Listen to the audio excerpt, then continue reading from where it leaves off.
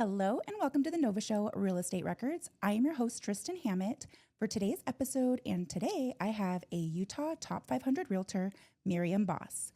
With over 12 years of experience in Utah's real estate market, Miriem has closed nearly 90 transactions, totaling over $50 million in volume.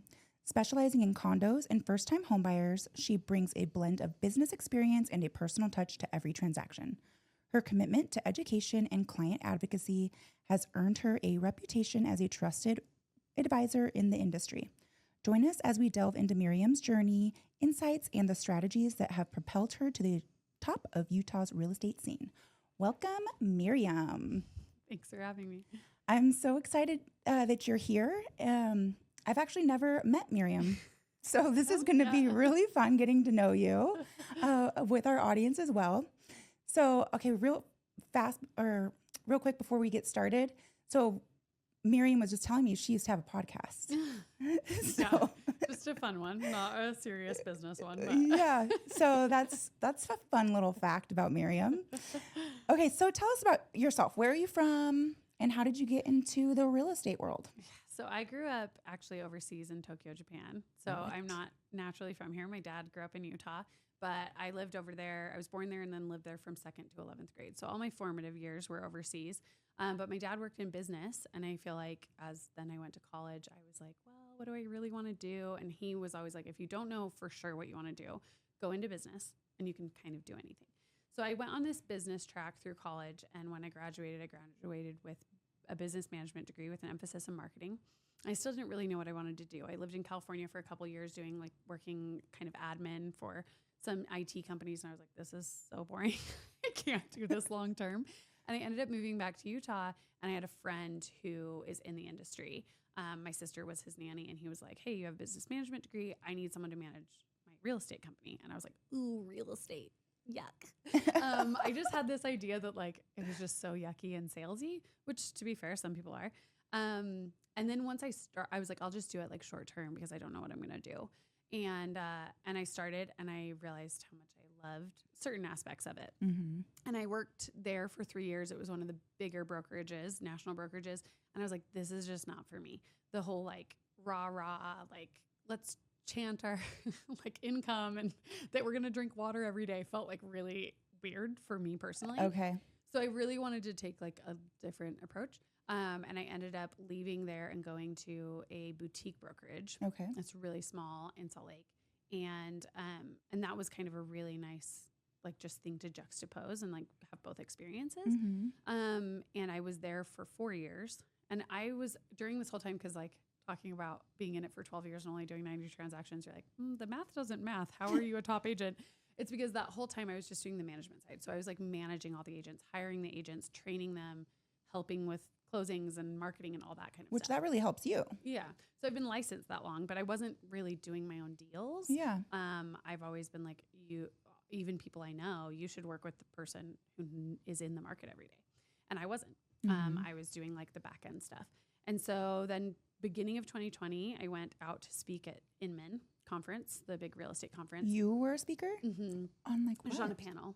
About marketing and for the boutique real estate company. It was really well known for their marketing. And so I was kind of talking about what we do different and how people can learn from that. And so I went out and that was the second time I spoke, and I went out there and I was like, I love this industry. I love real estate, but I feel so capped in the admin side of it. Mm-hmm. And granted at that point I'd been doing it for 7 years. Yeah. And I was like, am I daring?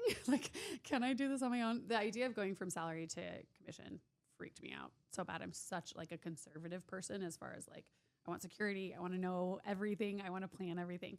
And so that was really scary, but I just kind of took a leap and, and then spring of that year, I just was peace out. I went to the kind of middle ground, not a huge brokerage, but has some national presence and not so boutique that it's so tiny. And just started doing it all on my own. But the nice thing is I had 7 years of experience watching how I felt like people did it wrong, where they failed, mm-hmm. and then where some people found success. And so I feel like I was able to build my business so much faster than a lot of people who are just getting into it. Because I had the knowledge, which is such a weird learning curve to learn everything in real estate. Right. But I also I found that like I was really comfortable on social media as a millennial. I was like, I need to build this. So more than 50% of all my clients come from social media. I have no connection to them. Wow. So I've been able to build that. And I just am really heavy on like real estate education in social media.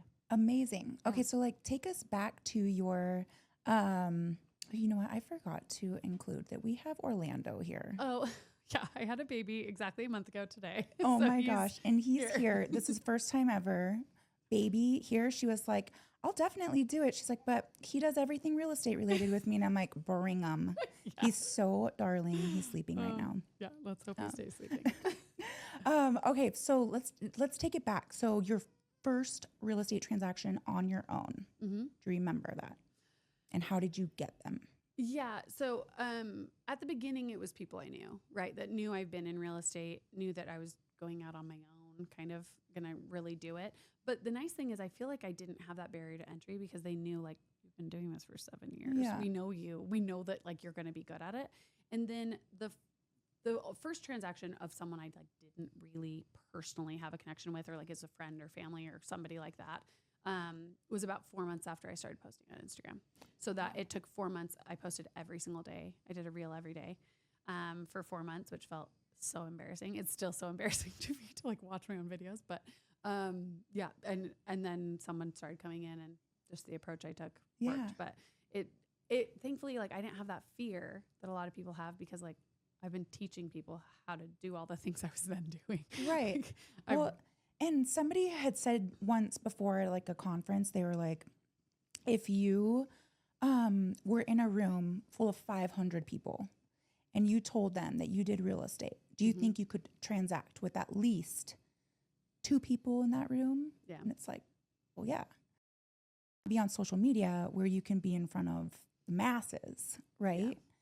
Well, and there's a couple ways that I've kind of noticed I'm pretty different from the agents I know, which one is, I mean, having interviewed a lot of agents, this is probably going to be really true for you in your experience talking to them. There's this through line through a lot of salespeople, but real estate agents specifically, especially men, where like they feel like the way they do their job is this proprietary information and it's this secret. Mm-hmm. And I kind of went into it being like, no, it's not.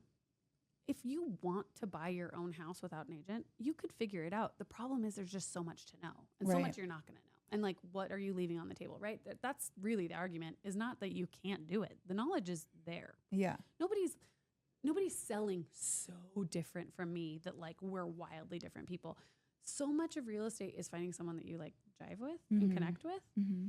And so I just cast my net really wide. Yeah. And then there are people who I'm sure watch my videos or like follow me on Instagram who are like, ugh, this is so horrible. And there are people who trust me and like it and feel like, and then they already know who me. they're getting.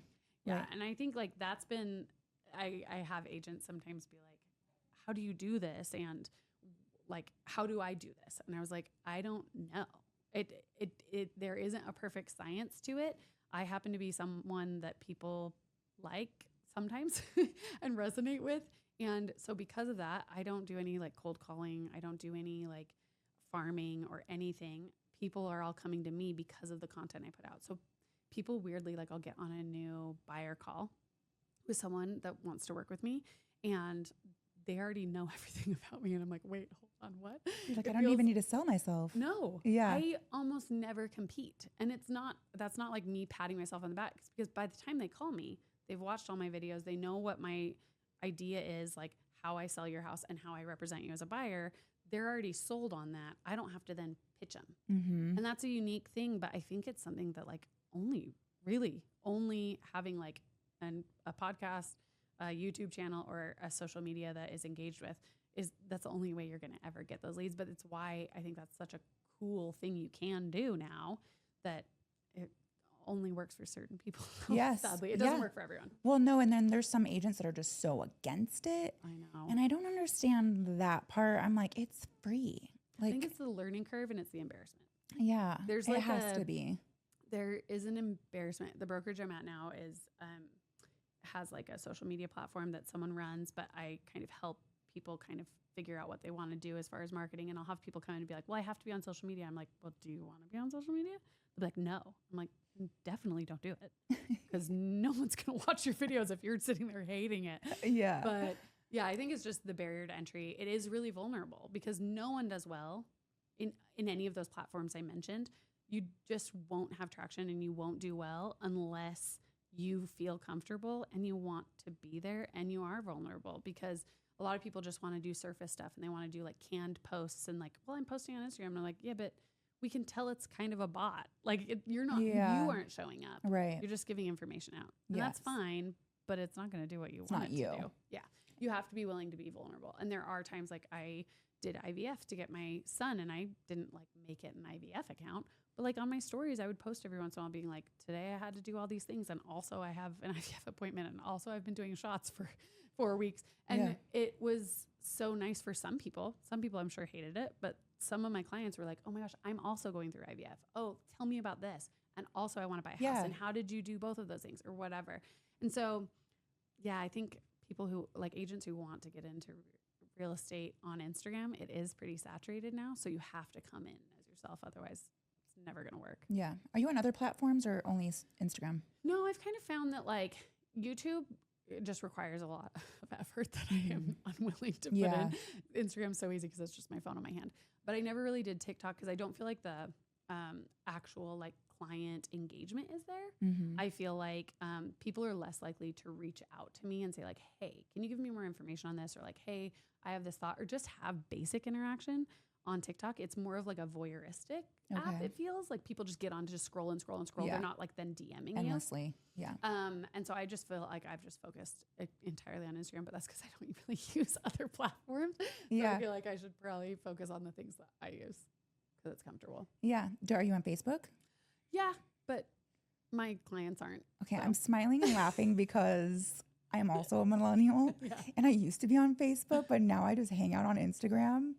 And I'm like, I don't know about. I mean, I like now that they're the same platform, like everything posts to Facebook. That's true. But I don't get people like messaging me on Facebook ever. So I don't know. I think if I had a different clientele, maybe. I think that's the other way I'm very different is like I'm fine with the fact that like a lot of I'm 4 years plus, whatever, doing this on my own. And I've never been like the person who's like, eventually I'm going to be a high-end listing agent and that's it. And that seems to be the trajectory most people want in our industry. And I've been like, no, because so often those people are really miserable. And I love working with buyers and I love working with first-time home buyers and I love the education piece. And so I've always stayed in that like, not lower, but lower, under $1 million price point. Yeah. I've done a few that have been over and it's been fun and a nice little break, but I stay down there. And so those people are on Instagram for the most part. Yeah. And so there hasn't really been a need to like jump over onto another platform. Yes. In my opinion, maybe it will change, but thus far.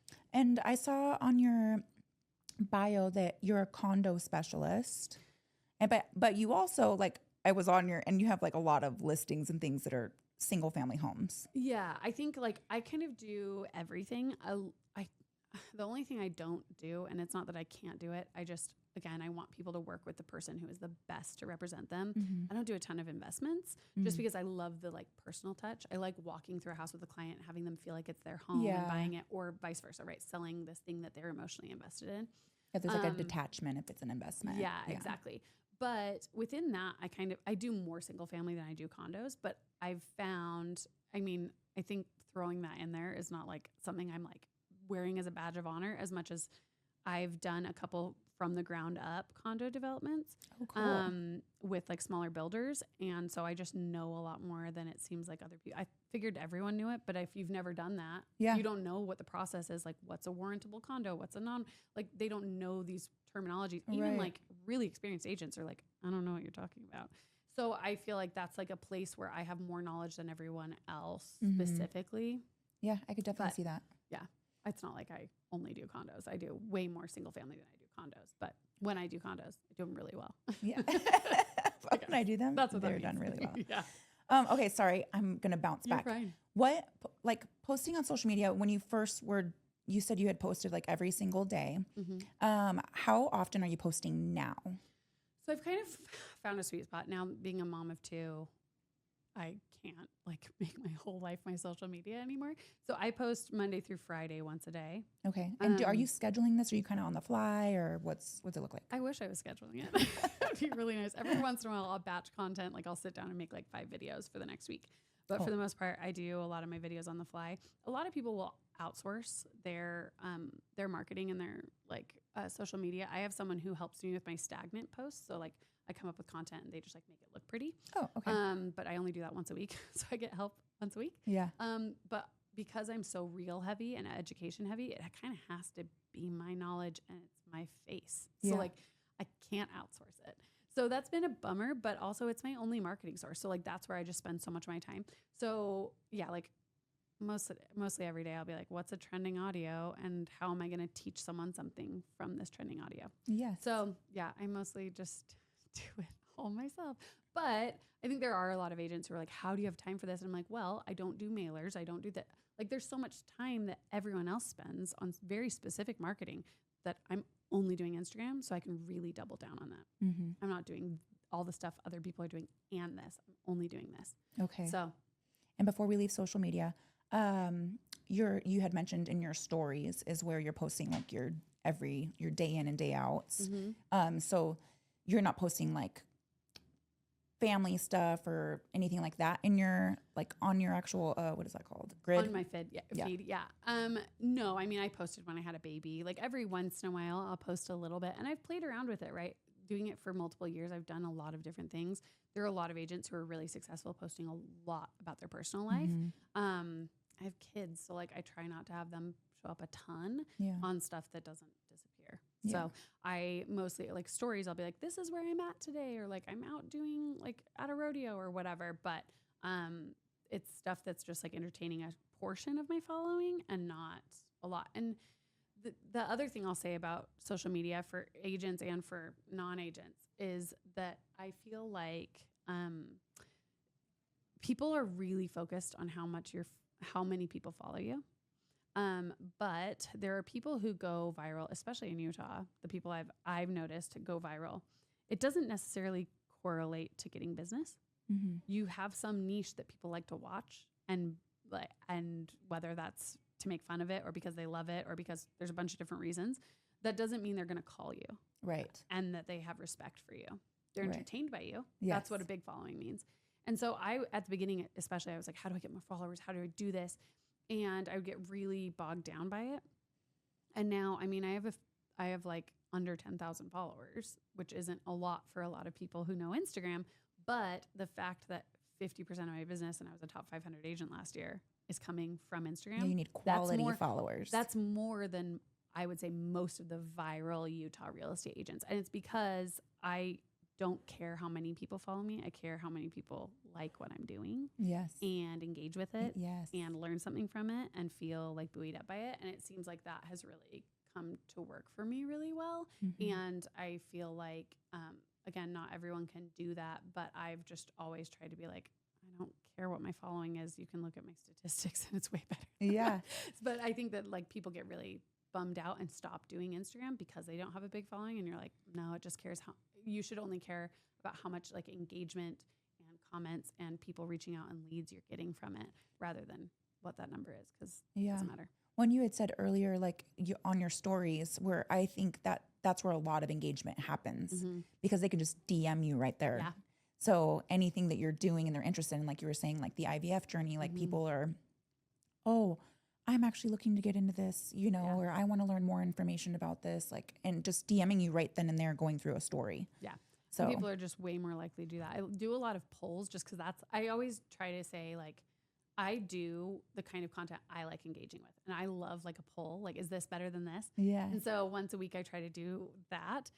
Just being like, is this wallpaper worse than this one? I think people like doing that too. It's so fun. It's fun. Like, it's like this or that. We're on Instagram to be entertained. Yeah. Why not entertain, right? Yeah. Like I love that I can teach people something too, but I want it to be fun and I want it to be entertaining. Like I could just put up statistics and people would learn something, but nobody's going to care about it. So I try to do it in a way, I don't know that I always land, but I try to do it in a way that's like fun and entertaining that people will find some joy out of. But other people think it's frivolous, so I don't know. Yeah. Okay. And then So from your experience with helping agents in the past, when you were doing like the marketing and the admin things, what do you feel was like one of the biggest, like, I don't want to say like failures, but like learning curves that, like things that you were like, oh, that probably wasn't so good, or, you know? Yeah, the thing that I've seen over my time, like the number one thing every time is people will come into real estate and it is a lot to learn, right? Like there's a lot of ways you can fail your client really quickly. And so people will find people that are doing their business the way that, whether that's me, whether that's someone else, they'll say like, oh my gosh, I kind of want to do what they're doing. But then they try to be that person and it fails every time. Yeah. And so when I was onboarding agents or helping train agents or help them with their marketing, every time I would say, number one, write down 3 to 5 things you like about yourself, qualities you actually enjoy about yourself that you think are really strong. Then ask at least 3 different people, friends, family, spouses, whatever, to do the same thing. Tell you 3 to 5 things that you like. Most of the time you're going to find a through line, whether that is that you're super smart, whether that is that you're super like animated and gregarious or whatever. You're going to find this like quality, build your entire business around that. Okay. You can learn stuff from other agents and you should, but if you are starting out in the industry, if you're trying to be someone else, or like they see my Instagram and see that I've leaned on being myself and educating, right? And they're like, I'm going to do that. And you're like, what if you don't have the knowledge yet? How are you going to teach anyone anything? Right. That's not the thing you should build it off of. Yeah. If you find what's authentic to you and build your entire business around it, you have way higher likelihood to be successful. But when I worked, the initial person I worked for was a really big deal, still is a big deal in the industry. And he's so good at what he does. But people would be like, well, what time do you wake up? And then how many hours do you call? And how many whatever? And like, that's why people would glom onto him. And I was like, you're not him. Right. It works for him. He doesn't need to change anything. It's working and has been for a long time. But you're not him. Why are you trying to be him? Figure out a way that you can take nuggets of knowledge from these great people and go to trainings and do all these things, but then apply it to you and what your brand is and what your marketing could be. Yes. Stop just trying to copy, because it is so stupid and it just doesn't have longevity. Right. No agents I've seen that have lasted the test of time in the industry do stuff exactly like some script told them to do it. Right. It just doesn't work. No, that's so true. And talking about that, because I know who you're talking about, he's awesome and he's very like regimented, and I mean, yes. He's actually like, I think he was one of my first podcasts, maybe like first 5 or 6 or something. But anyways, so with that, like he cold calls, right? He also gets a lot of referrals.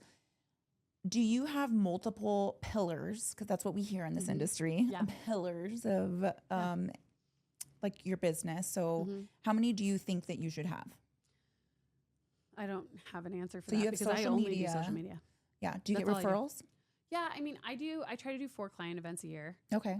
So I guess I have 2 pillars. I have social media and client events. But that is the beauty of sales in general, but especially in real estate, is that people like him can exist and we do our business so different. And I have so much respect for the fact that he can even do what he does. I cannot make a cold call. Yeah. Not a chance. Yeah. I would be crawling out of my own skin being like, do you want to buy a house? I don't know. Yeah, you wouldn't be selling anything. No. Yeah. Because everyone would know how uncomfortable I am. Yeah. But there's space for both those people to be really successful in this market. And the thing is, if I had tried to do what he did, I would have crashed and burned and found something else, and I'd be selling makeup at Sephora. I have no idea, but I would not be doing what I'm doing because it would be miserable to me. Yeah. But that doesn't say anything bad about the people who need that. Yeah, like they crush it. They're so good at it. There's people who want those calls and who want to make those calls. And I'm just not that person. I'm the person who, I mean, as a fellow millennial, you'll know, like, we are the first generation that I'm aware of who like is very aware when they're being sold to. They do not want to be sold to. They do not want to be hoodwinked. Everything needs to be their idea. And so I come at it from a way more natural place to say, like, I don't know, this is who I am. And if you like me, I'd love to work with you. And if not, I'm good. Yeah. I'm fine. Yeah. And that is not everyone's cup of tea. Yeah. Like, especially as an agent, some people, that makes their skin crawl, right? Like, they don't want to show up how they are. That's private to them. So I think, like, I don't really have a suggestion on pillars. I think it totally depends. I think there is something to having a few people that you really respect. You respect how they do it. You can you click into that creative space when you're around them or when you listen to them or whatever it is. I think that is really important. But ultimately, you got to just try stuff and see what works for your clientele and who you want to be working with. And that is the hardest thing, especially at the beginning, is not just feeling like you have to take every deal that comes your way, feeling like you can say no to clients who are not your thing. Yes. Because maybe you get a client. I mean, I've had them where I'm like, that wasn't my favorite. And then I don't try to foster relationships with those people again in a way. So yeah, I just basically try to stay around the people that I already really like and want to work with. And I've been lucky. Well, and that makes space for, like, somebody was telling me yesterday that they got fired, but he was like happy he got fired. Yeah. He's like, I felt like I couldn't fire them. He's like, but I'm like, well, you just opened up so much more space for like people that you want to work with. Cause he had actually told me like a month ago, he was like, I have these clients and they are so hard, you know? And so I already knew that he was like, they were difficult. And so I'm like, but look, you just opened up space for like new possibilities and opportunities, cause you're not dreading and stressing out over these clients, you know? It's just hard at the beginning when say no. you need money coming in. So how do you say no when you have nothing else going on? Yeah. But I mean, and you don't know till you know, right? Like you don't know what clientele you like working with till you've worked with one you really don't like working with. So you kind of figure it out. But it is fun. Like I have an agent who was helping me while I was out having my baby for 2 weeks. And like just hearing their feedback on like, oh, your clients tend to be like this. It always makes me feel so happy because there is like some through line with my clients. I don't know how to like they're similar. Yeah. They're really similar people. They're always like really genuine and really kind and like really open to like advice and learning. And but you really attract that though, because that's you too. But it is nice to like hear it from a third party's perspective. Yeah, most people don't. You're like, my people are great. They are amazing. But it also makes it fun to do client events because so many people do these big client events. And I've tried to do that before, like had a party, right? But then like no one feels like they need to go. And then you're like, how many people are going to show up? What's going on? I try to do really intimate, really interactive stuff. Okay, I was just going to ask that because your brokerage, they host events, right? Are those the events that you're participating in? It doesn't sound like it. I do participate in those because why would you Okay, not? Why would you not invite your client to like a Santa social or whatever is happening because it's free marketing and it's a free event for your clients? Why would you not do that? Yeah. To someone you're paying a cap to. But I try to do these smaller, like I've done last year, I did like a cake decorating class. So I just like this little like cake gal who does it on her own. She like brought all the cakes and then she just like taught them how to frost it and like decorate it. We did like a Halloween cake class. So like little things like that where only like under 20 people can even come. It's just first come, first served. Very intimate. But I like it better because like I end up spending way less and I get to actually talk to all the clients who come to it. And even the last one, it was like, hey, we're thinking about maybe selling your house in the spring. And I like jotted that down and was like, oh, remember that. And then sure enough, we listed their house last week. So you can have these conversations and like stay top of mind in a way that feels fun and genuine and not like, here's I don't know. I don't know what other people do. Here's some chocolates on Valentine's Day. That's just never been my thing. Okay. I've always been like, I want to actually see you. What are some other interact with you? What are some other events that you've done? I've more recently, like I'm planning, we'll see. I was going to do it for Mother's Day, but then this kid came and I didn't do it. But I'm going to do like for Father's Day, a photo event where people can book a time to just come and get a photo with their families. Things like I want real stuff that I would want from someone, right? Like I would love to have someone give me an option to come for 10 minutes and have 4 photos done of my family by a professional. Yes. That's an amazing option for me. So like that's the kind of events I try to focus on and less like, I don't know, I need to do something. Do you want to come watch a movie? Everyone does these movie events, which is great. I love movies, but I don't want to go at a certain time. I'm like, it's a movie ticket. I can go another time that makes more sense for me. So I want to do these like things that are rare and really unique and feel really special. When you can make really good connections. And that's also, I've made a shift. I'm very buyer heavy. I do like 2/3 buyers, 1/3 listings. And something that I've really started focusing on is like the personal component on a listing. So like I had a listing last week and I have one coming this week, and both of them I did what I call like lifestyle videos. So it feels more like a wedding video that has like the emotion of how the space is used. I do it different for every client. So like the clients last week, it was their first house they ever owned. They put so much into it. So I made it very much about their family and like how they use their spaces. But then like this next week, it's a couple who's getting divorced. So like I can't have them in it. I'm not going to do that. So instead, I did like about the stuff that they put into the house. So they refinished the floors. They kept, it's a house that was built in 1904. So like I did more videos that are like more personal that way. So I think that's a big part of my brand. I've found that really resonates again with the kind of people I want to work with is like having that personal piece, having that uniqueness, having like showcasing people and experiences rather than like anything else. Yeah. So that's always been like and you see that again in my social media. I do photo shoots of myself, of my clients, that I have all unique content that way that feels really personal, feels really curated, and feels really specific to my clientele. That's like what I've spent all my time and energy investing in, is having that kind of uniqueness that way, which a lot of people are like, I don't know, what stock content can I use? Well, that's so valuable because first of all, getting pictures is expensive. Yeah, it is. So getting pictures is expensive, and you're capturing moments, you're creating memories. Like these are, I mean, and I'm a huge advocate for the client events. Yeah. I think they're huge. Yeah. Even if you're just inviting, they can't make it, but it's the invitation. But I love that these are like intimate, unique opportunities to get in front of your clients and just say how much you appreciate them. And I know it's harder. Like it is harder than just like following the mold. Yeah. When everyone's doing the same thing, it's easy to be like, let's do that. Right. We already know how to do it. Right. It's like very easy to figure it out. And it is hard when like, but I have my degree in marketing. I've always loved marketing. And so I love when that part of my brain turns on. And so when I go to a new listing, I mean, buyers, it's harder. You can't really market your buyer. But with listings specifically, like when I walk in, I'm like, oh, I love, this is the thing that stood out to me. I want to like capitalize on that. I want to feature this. How do I do it? What's the best way? Let's try this new thing. And I'm really transparent with my clients to say like, I don't know if this will sell your house, but I sold my parents' house up in Midway this last summer. And it was such a cool experience because it was the most expensive house I had ever sold. And of course I had a shoe in because it was my parents. Yeah. Thankfully they let me sell it. Isn't always the case, but it's like this custom built Swiss house in Midway. And I'm Okay, like, I saw this on your website. How do I market this? Right? There's like, I can do the classic thing of like, I send out these gorgeous mailers that cost a lot to make. And like, who's reading those? Because they're in the mail, they're print marketing. What am I going to do?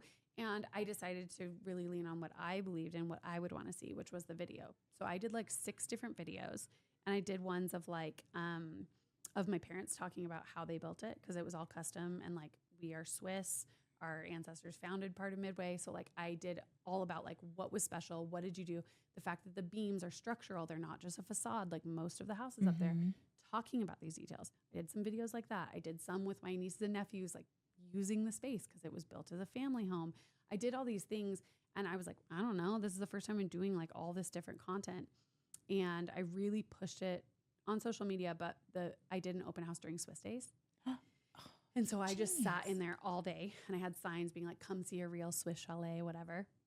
And we had a bunch of people come through, and the family who ended up buying it came through and was like, oh, you know, me and another family, we want to buy it as like a vacation home. We live in Salt Lake, but we want something to come up to. And I was like, okay, that's great. And they were like, we'll let you know. And I was like, well, here's the link, the QR code to like link to all my YouTube page that has everything. And they called me a couple days later, and they're like, hey, the other couple like didn't like it from photos. They were like, it's not really our thing. They watched all the videos, and they want to come see it. And they ended up being the people who bought it. So like, wow. Will it work every time? No. And also I'm just throwing sand in the wind and hoping it catches somewhere, you know, like I'm just trying things, but I'm so willing to try it and then figure out if it works. And every house is going to be different, and every house is going to need a different thing, but I'm going to try it all, and I'm going to be able to think of it. And that's kind of, I think, my unique value proposition is that my brain works that way. You're super creative. Really nice. Yeah. So I've capitalized on that rather than anything else. Okay. Yeah. Oh man, that is so awesome. Okay. So let's talk about listings. Cause I know you've said that you're pretty buyer heavy. 2/3 of your business is buyers. So for your listings, you were just talking about you had like this stays open. Was it open house? Yeah. Do you have open houses for most of your listings, or how does that? So I never do the open house. Okay. Because I just personally don't believe in double siding a deal. Unless there's a very unique situation where like someone needs to sell it quickly and I have a matchmaking opportunity. I just don't feel like I can do a good job if I represent both. My brain doesn't work that way. Maybe some other people's do. I don't want to poo-poo everyone, but like I want my seller to make the most money. That should be my sole focus, is like having them make the most money, get the right people in, whatever that they want. And if I'm also representing the buyer and they're trying to pay a little amount of money, how are we marrying these? Yeah. Like I'm compromising on both sides. If I'm doing the best job I can do, I'm compromising for both of them. And I just don't feel like I can do that. So, because truthfully, in my experience, open houses are to find buyers. You're trying to pick up buyers in an open house. Anyone who has an agent who's already ready to buy can make an appointment and just come see it. They don't need an open house to come see it. Their agent will make an appointment if they are already pre-approved and ready to buy a house.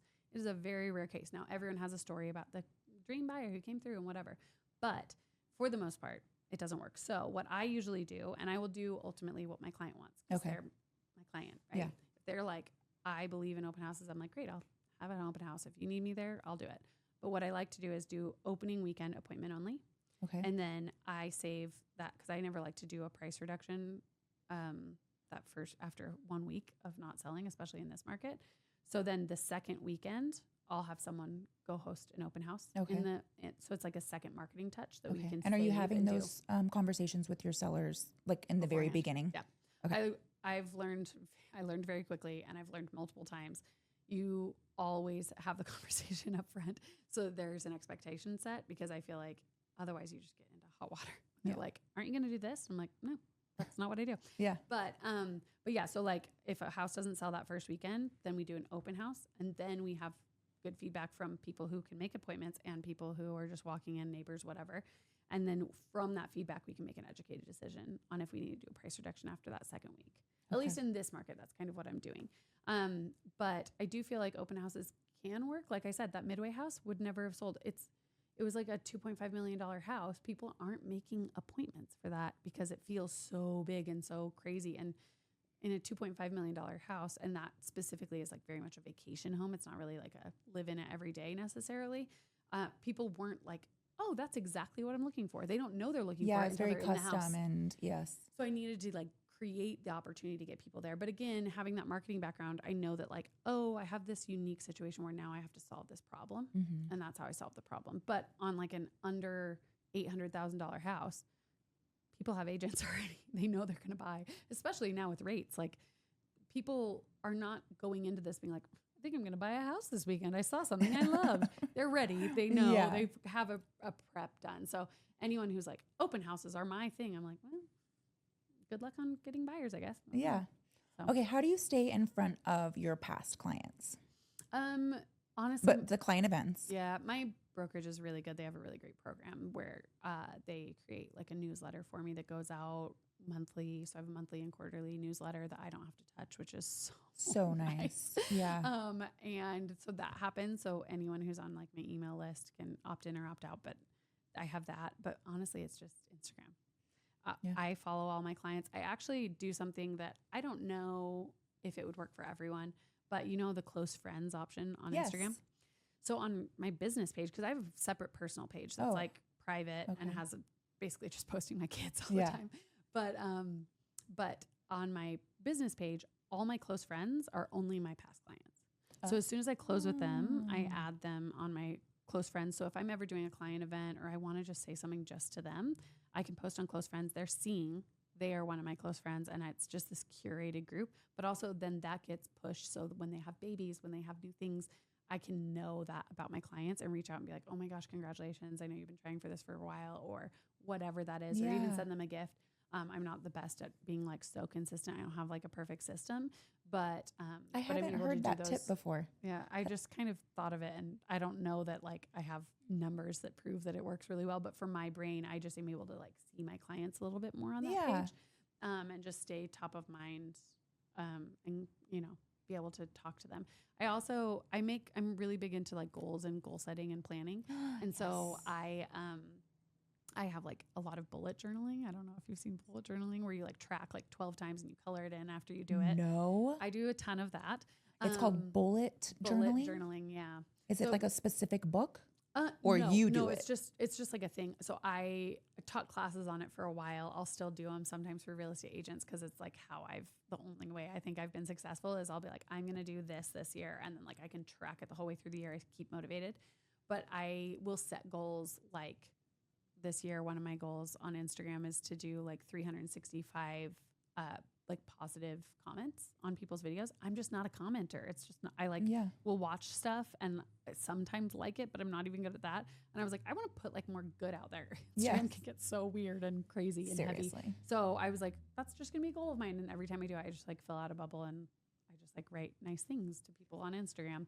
But it's not necessarily to get business. Of this. I know. I need to show you. I can't like envision it. I'll have to show you. Okay. It's also like an artistic outlet for me. So I like set it up. I like buy my journal in November. It's just like blank pages.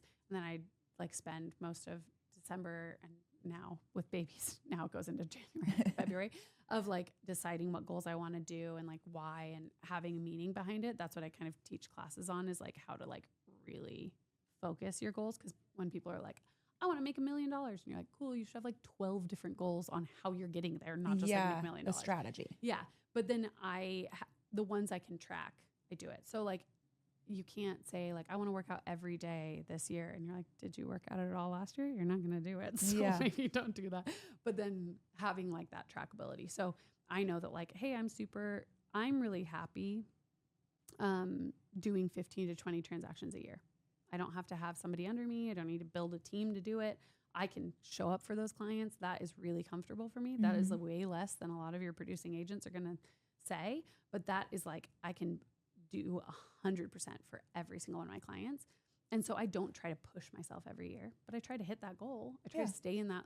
And I like having like a bubble. So when I do it, I can be like, I did another one. Yeah. I'm this much towards my goal. Yeah. It feels really good. So I love doing that. And I like keeping it all kind of right in front of me. Okay. It's really fun. I'm so excited about this. And I don't know if it's because maybe it's a millennial thing. Cause I know a lot of millennials that just love planning, goal setting. Like I'm also like a to-do person. And even if I just get started on my list and I'm like, well, I already did this, and this morning. So I'm going to write it down, cross it off.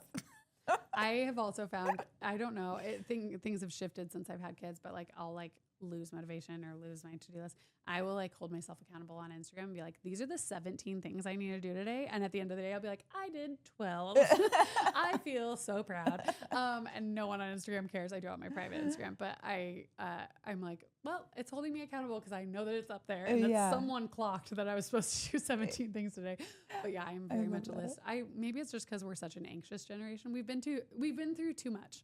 We've ultimately been through too much. We're all just like filled with anxiety all the time. We want to be able to like see our accomplishments. I don't know what it is. Yeah. But it was really fun. I started in COVID because I've been doing it for years and it's what I had coached on is like, hey, like I would track. A lot of agents are like, I don't care about that or whatever. I would track all my agents. How many do you want to do? What do you want to do? What are some other goals that have nothing to do with real estate or business that you want to accomplish? And I would have these touch bases with them because it was like really motivating. It's a great idea for me. I love it. Yeah. And so I would do that with my agents. And so then when COVID happened, everyone was sitting at home and everyone was like, I want to learn how to do sourdough and I want to whatever. I was like, I'll just teach people how to do this. So I would do these classes just being like, here are my to-do, like when you're setting a goal, this is what you should do. This is what you absolutely shouldn't do. Because there's just so many pitfalls that people run into in setting goals, especially within business. But where they do that thing, right? They say like, do something once a week, daily, anything that has a time frame. And I'm like, what if life happens?